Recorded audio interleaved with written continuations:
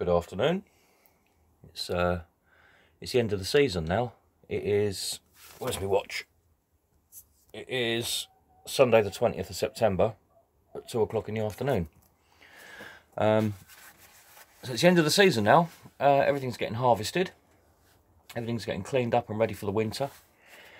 Here in the greenhouse you can see still plenty of cucumbers coming through. Couple there. I'm going to have a water in here later just to force the last few cucumbers to come through a bit more quickly, because I'm going to need this space over the winter for growing various greens for the chickens and the rabbit. I don't like having to buy any sort of fruit or vegetables for the chickens or the rabbit, because it is possible to grow it all year round if you do it in a greenhouse. And I also do it out there in the tomato shelter. Well, we'll have a look in a minute. The tomatoes are coming on well, actually.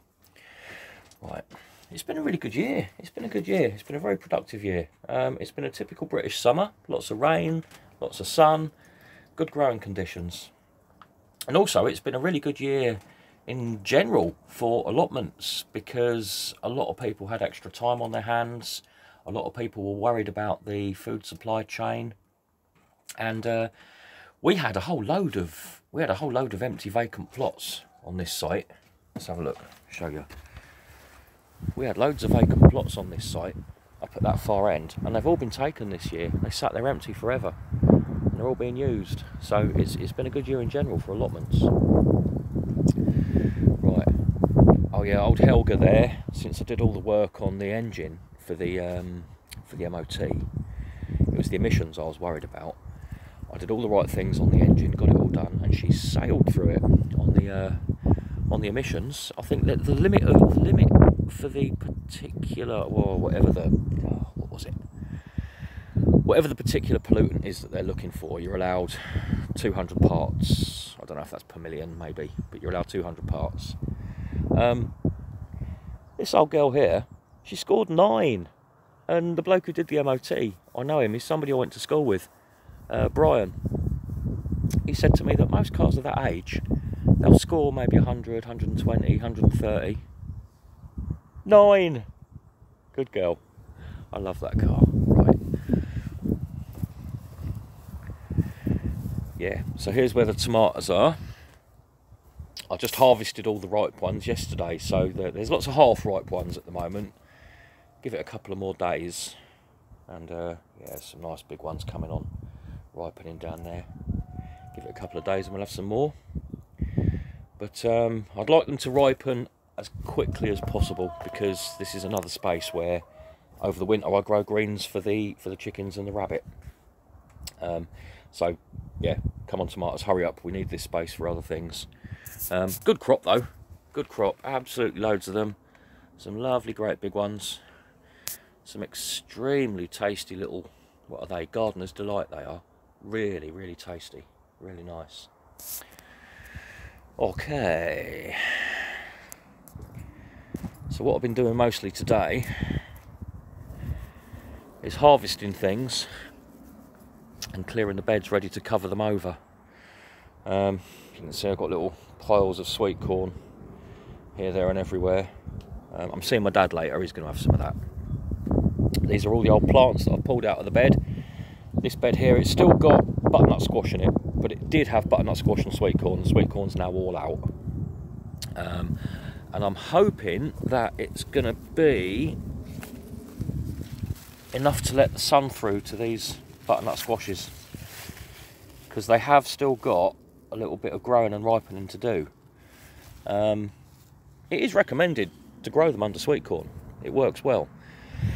Except I think you do need to give them enough space to get the sun in on them. Up until now, they've been very shaded under all the sweet corn. Maybe I did it a little bit too densely, possibly, but yeah, now they're getting the sun on them, we'll see what happens. Butternut squash are great because it doesn't matter if they take a long time to ripen anyway.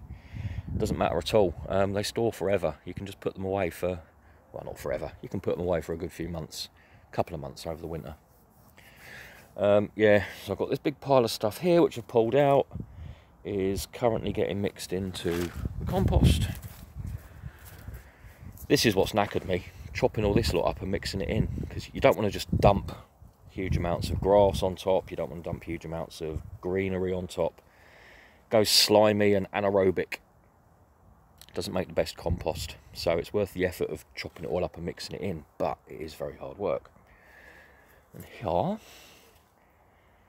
that's what's ready to go. As I clear the beds and start covering them over for the winter, I'm going to be using all of that as a nice mulch, get them ready for next spring. And by next spring, this lot here will look the same as that lot there.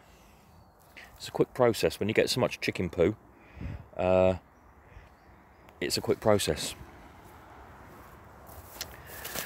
Okay, where are we? My mum fell in the pond yesterday. That was funny. Me and Mum were standing here digging up leaks, and Mum stepped back straight into the pond. It was pretty funny. I'm going to take some of these leeks tonight. I'm going to make cheesy leeks for dinner. I think we'll have cheesy leeks. I'll put a bit of bacon in there as well, you know, lardons or something, and goat's cheese on top, and we'll have that with some of the sweet corn. Be a nice dinner, that. Main crop potatoes, I've not actually dug them up yet, but I've taken all the foliage off. I've taken all the foliage away because it eliminates any risk of late blight.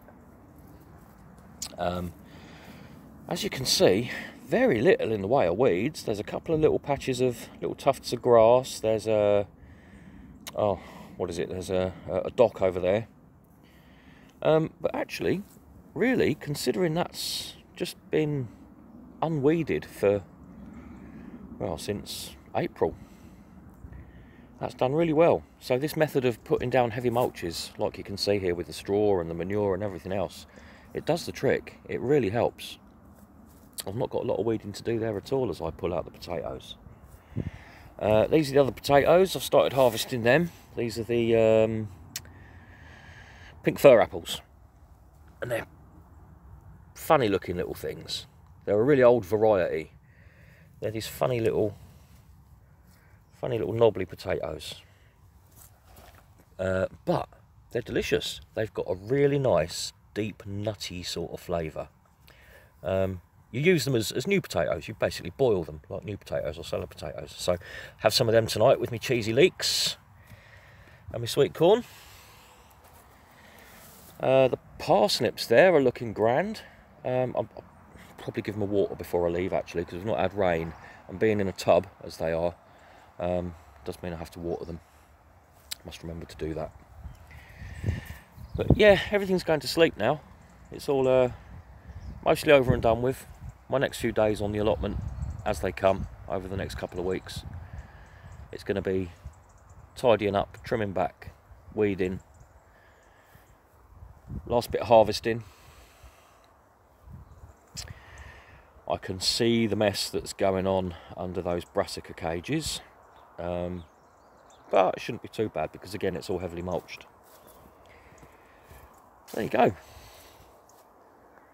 Lovely September afternoon.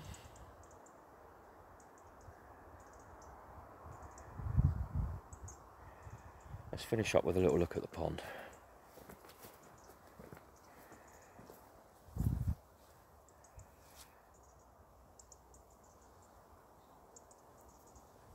Take care. See you later.